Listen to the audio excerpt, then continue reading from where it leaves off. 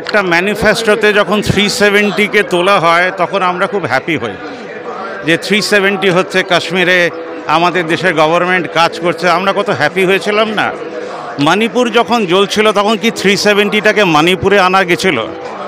আজকে ডাক্তারদের টিম একটা মৃত্যুর জন্যে জাস্ট সিপির রেজিগনেশন চাইছেন, মেবি শিফটিং ফ্রম কলকাতা, কিন্তু ব্যারিকেড দিয়ে দেখিয়ে দেওয়া হলো যে আমরা 370-টাকে রেসপেক্ট করব কি আমরা কলকাতাকে 370 বানিয়ে দিলাম।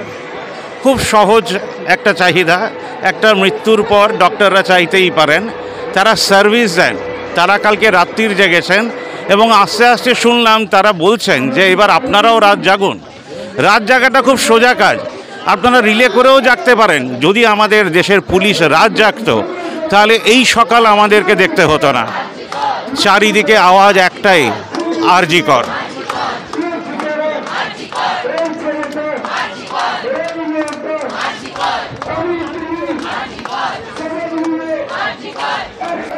তাহলে আবার সেই প্রশ্ন উঠবে যে আমরা ঠিক কোথা থেকে, মানে গভর্নমেন্ট ঠিক কোথা থেকে ভাবতে শুরু করবে? ক্রাইসিস অ্যাফ্রেশ, রক্ত ঝরছে, এই রক্ত দুজনই বন্ধ করতে পারবেন, আমাদের স্টেটের সিএম যিনি পুলিশ হেড আর আমাদের ডাক্তাররা। এনারা কি বসে মিউচুয়ালি আমাদের রাজ্যের জন্য এটাকে মিটিয়ে দেবেন? সাধারণ মানুষ বাংলা ভাষা, হিন্দি ভাষা, গুজরাটি ভাষা, কোঙ্কনি ভাষার বাইরে একটা ভাষা পেয়েছে 14 তারিখ, নাগরিকের ভাষা। আজকে যে আলোড়ন উঠেছে ভারতবর্ষ জুড়ে, এটা হচ্ছে নাগরিকের ভাষা। আমি এই পথে আস্তে আস্তে অনেককেই জিজ্ঞেস করলাম, দোকান বন্ধ আছে কিন্তু কোনো বিদ্রূপ মন্তব্য তারা করেনি। তারা বলছেন যদি বন্ধ থাকে বন্ধ থাকুক, লকডাউনকে তো আমরা সহ্য করেছি, তাই এটাকেও সহ্য করে নেব। জাস্টিস, উই ওয়ান্ট জাস্টিস, বিচার চাই, তার সঙ্গে আরজি কর।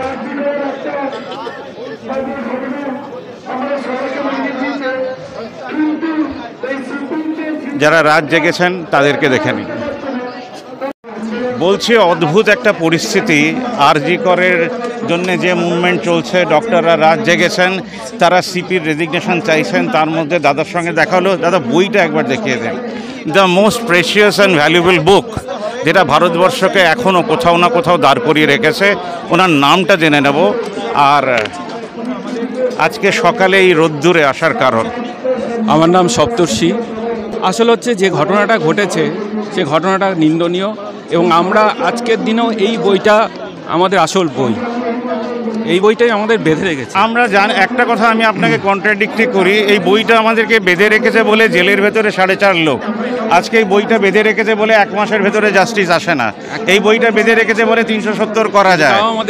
তাও আমাদের এই বইটাকে প্রোটেক্ট করার মতন লোকই তো দেশে নেই। অ্যাকচুয়ালি তাই, কিন্তু এই বইটাও এন্ড অফ দ্য ডে আমাদেরকে বেঁধে রেখেছে এবং এটাতেই আমাদের বিশ্বাস রাখতে হবে, এছাড়া কোনো রাস্তা নেই। বিশ্বাস তো রাখি বলেই তো আমরা দাঁড়িয়ে আছি, আমরা তো জাস্টিস চাই। এই জন্যই আমরা যখন এসেছি তখন সেই জন্যই এটাকে আমি হাতে করে সঙ্গে করে নিয়ে এসেছি যে এটার কথা ভুললে চলবে না। আমরা যেটাই করব এই ফ্রেমওয়ার্কের মধ্যে আমাদের করতে হবে। এদিকের যিনি আছেন তাকেও, এদিকে আমরা যারা আছি তাদেরও, যিনি নবান্নে বসে আছেন। তাহলে তো ব্যারিকেডটার দরকারই ছিল না, সবাই ফুল হাতে নিয়ে বসে পড়ুক না। একদমই তাই হতো, কনস্টিটিউশনটাকে মাঝে রেখে গোলাপ ফুল রেখে বসে পড়ুক। একদমই তাই হতো, যদি সেটা সেইভাবেই যদি দেশটা চালানো যেত তাহলে বোধহয় সব থেকে ভালো হতো, তাহলে সব থেকে ভালো হতো। আপনি যেখানে থাকেন সেইখানকার পাড়ার মানুষ এক হয়েছে বলতে পারবেন বুকে হাত দিয়ে? দেখুন, সবাই কি এক মতবাদে বিশ্বাস করে? তাহলে তো সবাই যদি আমরা একরকম হতাম, সবাই যদি আমরা এক মতবাদে বিশ্বাস করতাম, তাহলে পৃথিবীটা অন্যরকম। তার মানে আমাদের এই খুনটা, এই রেপটাও আমাদেরকে এক করে না? করছে না। অনেকেই আছে যারা এখনো ভাবছেন হাঁটবো, এখনো ভাবছেন, এখনো বসে আছেন বেড়ার উপরে। এবং অনেক পার্টির লোকেরা তো বলছে কি সেটা দেবো মায়েদের, ওটা বলে দেবো, সেটা করে দেবো। এই অসভ্য জাতি যারা নিজেদেরকে পার্টি বলে, আপনারা তালা ঝোলান আপনাদের পার্টি অফিসে, আর সাধারণ মানুষের সঙ্গে নামুন। আমাদের কথা দীর্ঘায়িত হবেই, কিন্তু সেটা কথা নয়। আসল কথা হচ্ছে আপনারা ওই মেয়ের পক্ষে নন। পার্টি কি সারা জীবন থাকবে? ভেবে দেখবেন। ধন্যবাদ। ধন্যবাদ। জাস্ট সিম্পল কোয়েশ্চেন, এই সিপিকে কি কোরিয়ার করা যায় তার রেজিগনেশনের চিঠিটা যেটা আপনারা চাইছেন? দেখুন, কুরিয়ার করা বলতে আমাদের তো 20 জনের একটা লিস্ট আগের দিনই দেওয়া হয়েছিল। তো আমাদের ডিমান্ড ছিল যে অন্তত আমাদের লালবাজারের সামনে অবধি, মানে এই কেরি রোডটা অবধি, মানে 100 ফুট দূরে যেটা লাস্ট করা হয়েছিল সেখানে অবধি যাওয়ার। তো আমাদের এটা আগের দিয়ে কোনো বলা ছিল না যে এখান থেকে 2-3টে করে ব্যারিকেড করে আটকে দেবে। তো অলরেডি আমরা কালকেও আমরা এই নিয়ে অনেকবার 4র্থ দফা 7ম দফা অবধি আলোচনা করেছি। প্রত্যেকবারই ওনারা একই কথা বলছে যে আমরা ভেতরে গিয়ে কথা বলে আপনাদের জানাচ্ছি, বাট কোনো রেজাল্ট নেই। দেখছেন সারা রাতের পরে আজকে সকালবেলা থেকে আবার একই রকম জিনিসটা চলছে।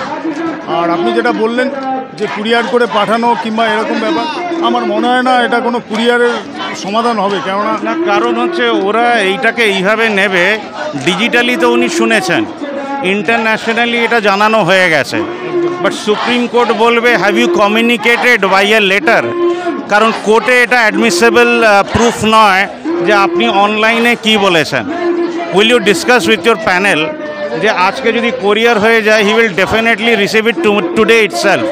সো টুমরো মর্নিং আমরা পুরো দেশ এক্সপেক্ট করব either he will resign or not resign, but he will not be able to buy time from you. আপনি বুঝতে পারছি, আপনি বলতে যাচ্ছেন যে আমাদের কাছে একটা মানে প্রফনা থাকুক কিংবা আমাদের কাছে একটা এভিডেন্স, একটা এভিডেন্স থাকুক যে আমরা অলরেডি সেটা একটা সফটওয়্যার পাঠিয়েছি আর কি। হ্যাঁ, না না, একদম কোরিয়ার করেছেন বাই রেজিস্টার্ড পোস্ট, ওটাই হচ্ছে সফটওয়্যার আমরা পাঠালাম। সেটা কাছে আমাদের কাছে একটা এভিডেন্স থাকলো যেটা আমরা কোর্টকেও প্রেস করতে পারি যে অলরেডি আমরা সেটা ওটা পাঠিয়েছি। হ্যাঁ, কারণ সুপ্রিম কোর্টকে উনি বলবেন যা হয়েছে হয়েছে, আমাকে তো কেউ জানায়নি, আমি তো নিউজ দেখি না, আমরা তো ঘরে এত ব্যস্ত থাকি, চোরদেরকে ধরি, ওরা তো এটা বলে বেরিয়ে যাবে। কি চোর ধরে সেটা তো আমরা সবাই জানি। আমাদের সেটা হয়তো ডিসিশন হবে, আপনার জিনিসটা আমরা মাথায় রাখবো। আমার চ্যানেলের নাম ভাবনা মুখ, BHABNAMUKH, ইউটিউবে পেয়ে যাবেন। আমরা সমাধান দেওয়ার চেষ্টা করি। আর আপনার নামটা? আমার নাম শুভেন্দু দাশগুপ্ত। Thank you.